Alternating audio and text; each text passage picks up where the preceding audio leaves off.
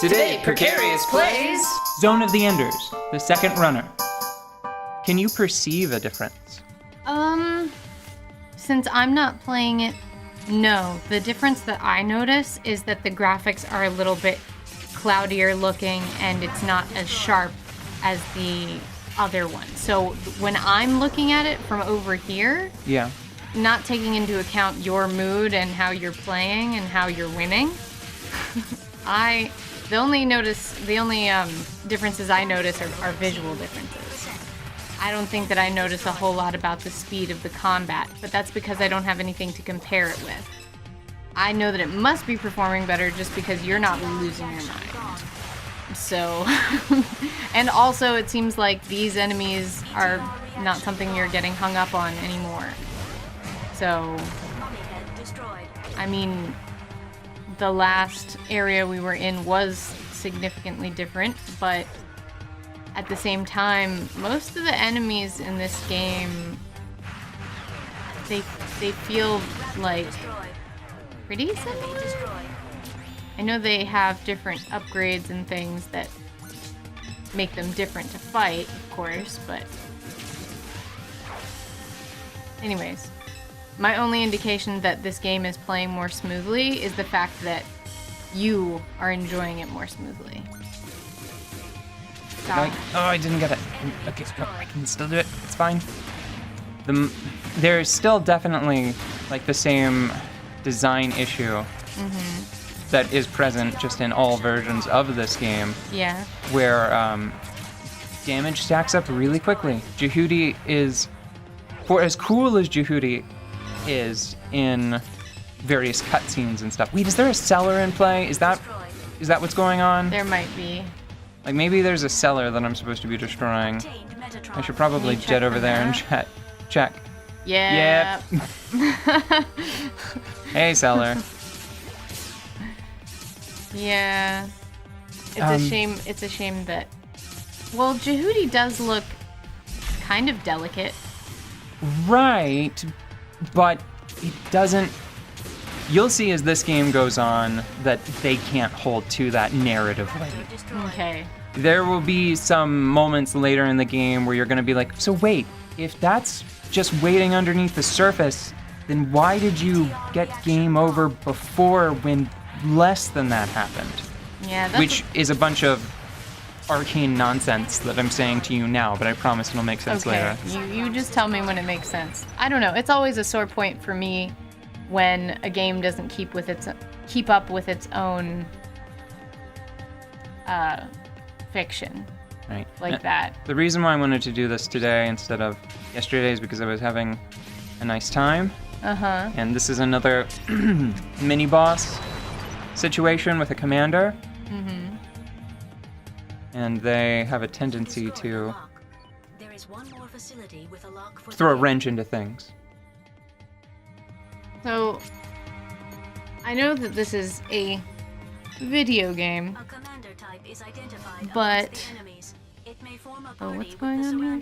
Wait, this is bizarre. Why are they tutorializing it now? I don't know. They've already introduced them before. That is weird. I would not put that here. I would put that far earlier. They maybe they didn't want to have it come right on the back of that cutscene with Taper. Well, anyways, I was just thinking that... you guys. I was just thinking about how nice and awesome and wonderful Jehudi is. Yeah. And I was thinking that there should be more Jehudis in D&D.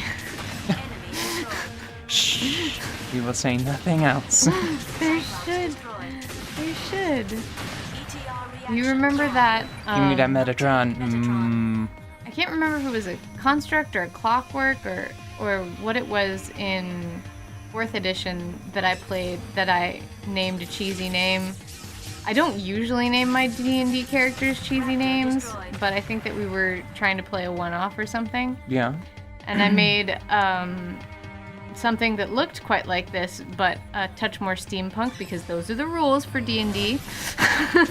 If you have a... Not in my table backyard. But instead of being a sword wielder, it was a monk, and her name was J4K33. Oh, yeah. Okay, yeah, that was... You remember Jackie? Yeah, I remember Jackie. Yeah.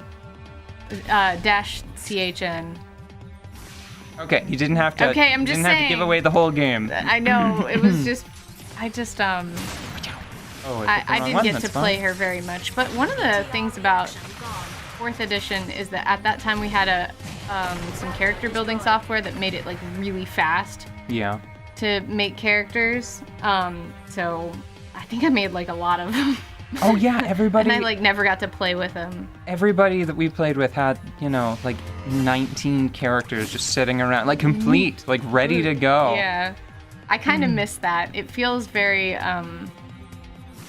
different building a character in 5th edition. But then again, I haven't had to build so many in 5th edition, so I'm sure that I would get used to it like I did in 3.5, But I just like robots, man. I just think that they're just fun and nice. And many of our more memorable D&D characters have been Warforged or variations thereof. Yeah, there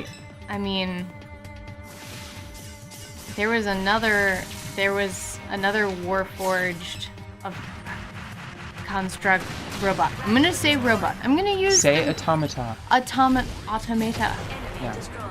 There have been various automata characters that we have created for D&D campaigns, and they have always been fun. I can't think of one that was really boring. I can't think of a one. I made one that was a Scion. Was it just Scion? I can't remember if it was a Scion or Psionic Psionic was the power source, but I think that the class was... It was something like Mind Lord. I can't remember the name of the class. It was Brain Fucker, is what it was. It was the 5E. It wasn't homebrew or anything. It was the 5E psionic tank. It was like the defender. 5E? No, or it's 4E. Sorry. Okay. It was the 4E tank. Yeah. Psionic tank. And it was very fun. I liked being able. Iron Mind. I really, really liked being able to use something called Mind Spike.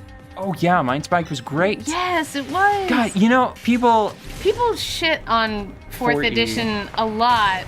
And to those people I say, there are other editions, but also I say, I had so much fun. Why do you hurt so much? I had fun.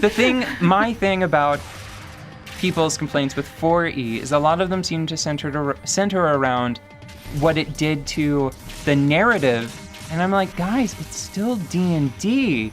That doesn't change from edition to edition if you don't want it to. Yeah.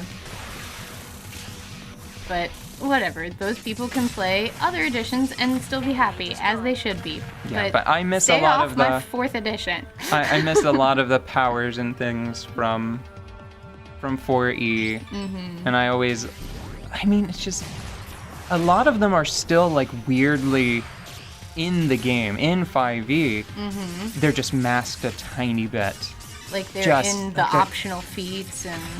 Yeah, or it's like, well, I think probably one of the most famous examples is that just like the Avenger, the element of the Avenger class.